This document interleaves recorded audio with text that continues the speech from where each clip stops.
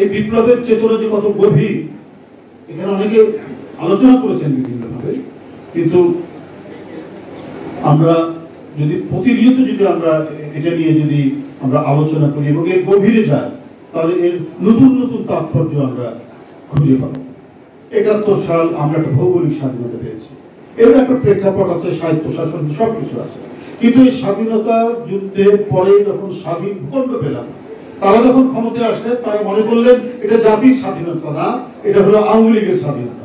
এবার ঠিক এই চিন্তাটা মনের মধ্যে রেখেই তারা সব কর্মকাণ্ড করলেন। এই মিল কারখানা বিহারিতে এটা কার? এটা আওয়ামী লীগের নেতার হাতে। কারো বাড়ির সামনে যদি কোনো জায়গা পড়ে থাকে এটা কার? এটা আওয়ামী লীগের নেতার হাতে। এমনকি কোনো বাড়ির সুন্দরী মেয়ে সেটাও যদি তারা মনে করতো, তো সেটাকেও তারা নিজেদের মনে করতো। এবং সত্য ঘটনা, এটা কিন্তু বাড়িয়ে বলছি না, এটা আমাদের চোখের সামনেই এই ঘটনাগুলো দেখেছি।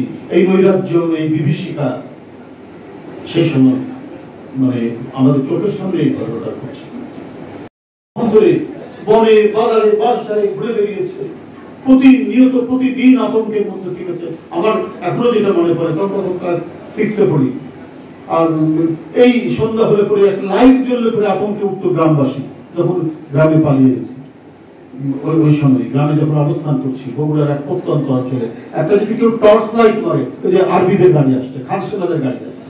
তো এই যে এত আত্মত্যাগ এবং এত কিছুর বিনিময়ে পরে যখন দেখছে যে এটা তো জাতির স্বাধীনতা না, এটা আওয়ামী লীগের স্বাধীনতা, আওয়ামী লীগের নেতাদের স্বাধীনতা, এইটা যখন মানুষের মধ্যে বোধ যখন তৈরি হলো, এবং এরপরে আরো ঘটনা যেগুলো এখানে বলেছেন, আরো আমি ওই দিকে আমি যাচ্ছি না।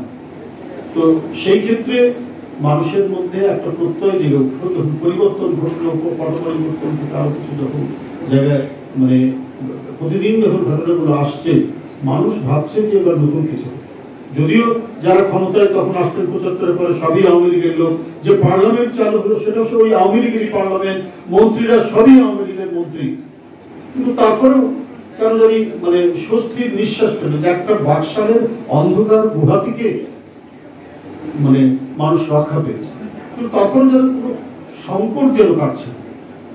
এর মধ্যে ৩রা নভেম্বর ঘটল এবং মানুষ এতখানি বিক্ষুব্ধ ছিল যে শুধুমাত্র শেখ মুজিবের ছবিটা নিয়ে একজন এমপির মা তিনি মিছিল করে বসছেন, এবং তার মায়ের আরেক বড় সন্তান কুয়ের সাথে ৩রা নভেম্বরের যে কু, সেই কুয়ের তিনি একজন নায়ক হিসেবে তার নামটা এসছে, তার মা মিছিল করছে। শুধু এই ঘটনার জন্য সারা জাতি ক্ষুব্ধ হয়ে উঠল, এবং আবারও সেনাবাহিনী এবং জনগণ যখন এটা উপলব্ধি করে যখন বেরিয়ে আসলো ২-৩ দিনের সেই অরাজকতা, ২-৩ দিনের মধ্যে আপনার মানে সেই আইন শৃঙ্খলা নাই, সরকার নেই, সেই মুহূর্তের যে সম্মিলনটা, সেনাবাহিনী বেরিয়ে আসছে, জনতা গিয়ে যোগ দিচ্ছে, এই সম্মেলনটার মধ্যে দিয়ে একটা বিপ্লব সংগঠিত হয়ে গেল। এবং ক্ষমতার পাদপ্রদীপের আলোয় যিনি আসলেন তিনি হলেন জিয়া রহমান। মানুষ তাকে বিশ্বাস করেছে, মানুষ মনে করেছে তিনি প্রকৃত নেতা, এবং তিনি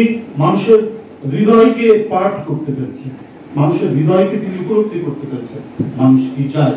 এই কারণেই একটার পর একটা তার যে দেওয়া, তার যে অর্জন, এবং কি জাতিকে যে বিষয়গুলি তিনি তুলে ধরলেন, সেই বিষয়গুলি এটা একটা জাতির অর্জন হয়ে থেকে